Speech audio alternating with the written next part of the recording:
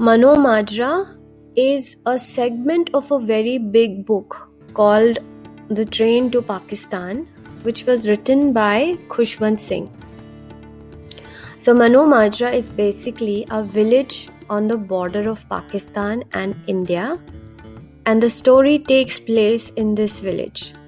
This village is mostly dominated by Muslims and Sikh people. Khushwant Singh in this story tries to say that how at that point of time in the other parts of India and Pakistan, Muslims and Hindus, they hated each other a lot. But in this particular village, they were all living together peacefully.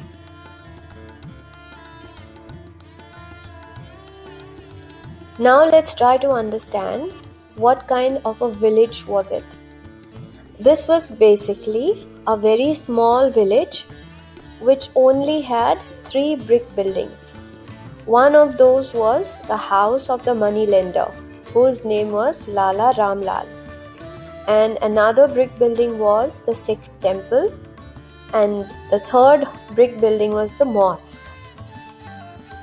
And there was also a venerate. Venerate means an object of respect. Just like you go to the temples to pray, in the same manner, to show respect, people of this village used to have a slab of sandstone that was under a keekar tree beside the pond.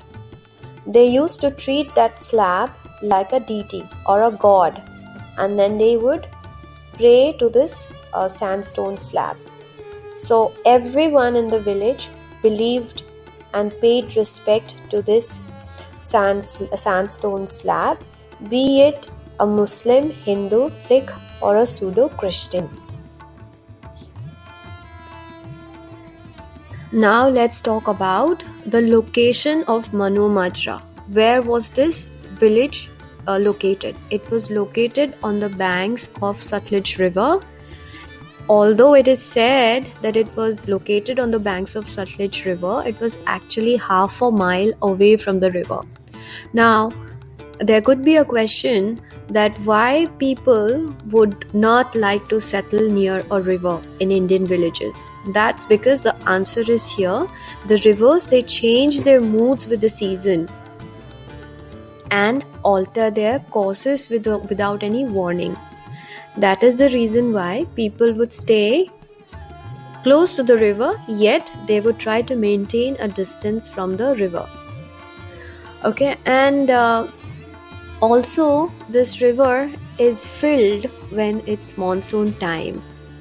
And during this time, the river is full of water. That's why there are many mud embankments made to prevent water from entering the village.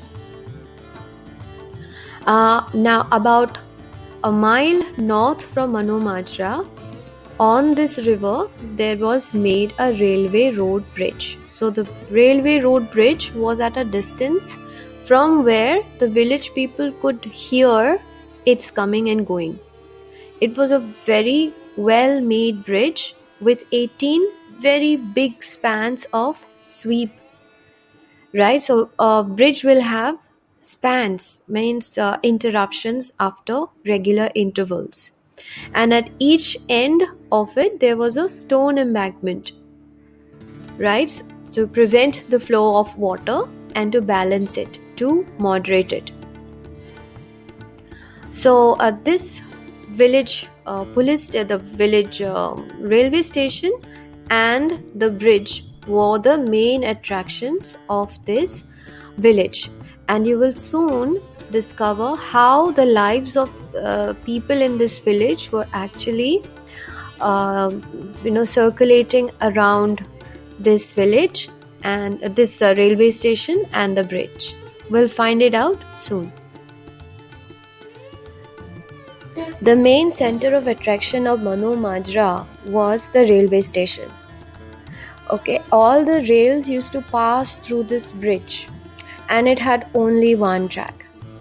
And all the important trains that used to pass through, that would wait in this station and different kinds of trains would stop here except for the expressway trains.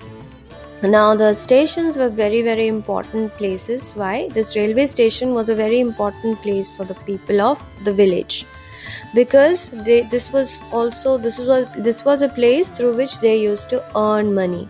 They would act as shopkeepers and hawkers, and they would sell betel leaves, cigarettes, tea, biscuits, and also sweetmeats, right? So this was their source of income.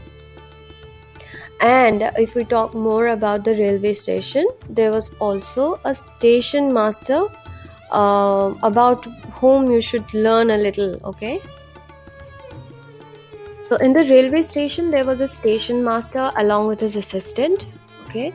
The station master would do a lot of things. He had a lot of duties because this was a very small station, so he had to sell the tickets himself. He had to send and receive messages through the telegraph ticker, and if people were noticing him, he also had to wave the green flag, and he also engaged his assistant to manipulate the signals. Alright, and during the evening times, he would light the lamps on the platform, and then he would take heavy aluminum lamps to the signals and then stick them in the clamp behind the red and green glass, so that the trains understand when to stop and when not. And again in the mornings, he would bring them back and put out the lights on the platform.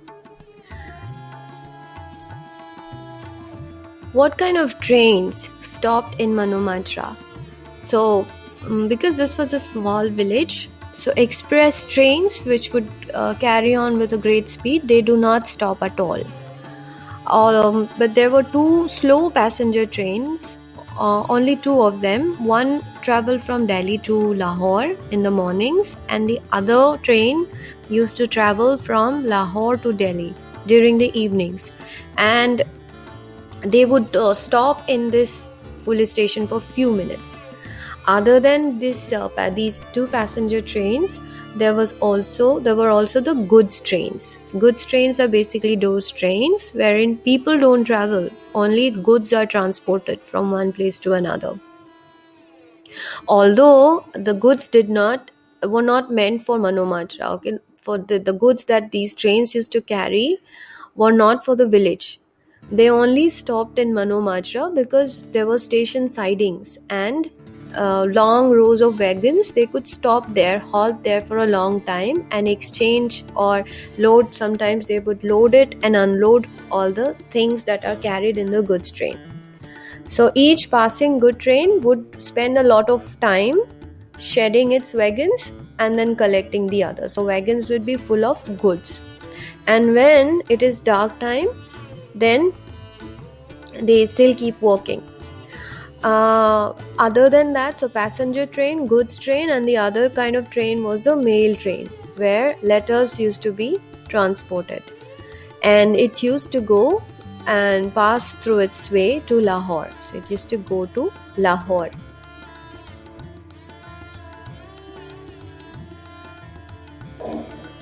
The writer has tried to very beautifully show how the timings of the trains actually influenced the daily routine of the people of this village.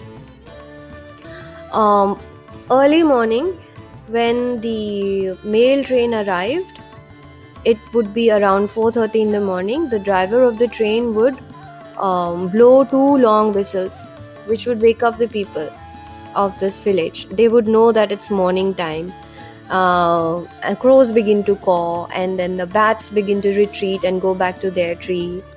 And the mullah of the mosque, he also gets up and he starts singing his morning prayers. And the Sikh priest, he also gets up from his bed and he takes bath and also sings his prayers at the same time. And then at about 10:30 in the morning, the train from Delhi comes in. And as soon as the day breaks, the life of people again sets to work. So what do people in Mano Majra do? Some of them, they would sell things in the railway station. Some of them are hawkers, and mostly men in this village were farmers, so they would work in the fields, and women would be busy with their daily home chores. Children would graze out cattle by the river. The bullocks would be busy with their own work, the cows, the sparrows, the birds, right? So all the animals as well, they also set to their own activities. And when the midday express goes by, then what would the people do at that time? It would be daytime, so men and children, they would come home. They would come home for lunch. They would have lunch, and then they would have their afternoon siesta. Siesta means afternoon sleep. And after they have eaten, all the men, they would gather under a peepal tree. So it used to be shady, so they would sit in wooden platforms, they would talk, and then they would also sometimes sleep off. The small boys, they used to ride their buffaloes into the ponds, and then they would jump up and down of their backs. Girls would play under the trees. Females mainly would talk about they would either churn butter, clarified butter, or they would be picking lice. Lice means it's a small insect which you find in people's head. Mostly children have this.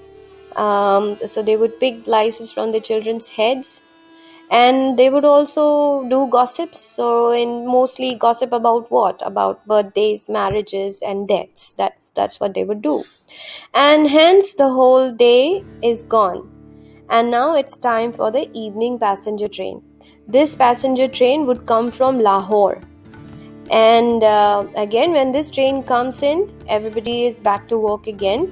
This time, they are winding up everything. They are wrapping up for the day. So they would bring the cattle back to their homes. They're going to drive them back so that the cattle is milked, and then all the cattle are locked in for the night. The women would be busy in the kitchen. They would cook food for the people, and mostly they would cook vegetable and chapatis. And then the families would gather on the rooftops, because in those days, you can imagine, there would be no fans in every house, especially in villages. That would be a rarity. And so they would like to sleep on the rooftop because it's open air, and it also used to be spacious. So they would sit on the rooftops, and then they would have their dinner, and then they would have creamy milk with that, which used to be served in copper tumblers. And after that, they would sleep off. And soon, most of the time, the children would sleep first. But when the goods train is acting at the same time, so they would be steaming up to maybe leave right after loading and unloading, and then people would know, and they would tell each other that, oh, this is the goods train. And then they know that it's way too late at night, and now it's time to say good night. And the mullah also, before sleeping, he would say his faithful prayers to God. So does the Sikh priest. And everybody prepares to sleep off. The bats again come out from their trees and start hunting for their prey. And again, the Mano Majra at that point of time, once the evening passenger train arrives from Lahore, comes in. Now it is time when the whole village is still, and you cannot hear anything except for some of the dogs which are barking at the trains that pass during the night time. So this is how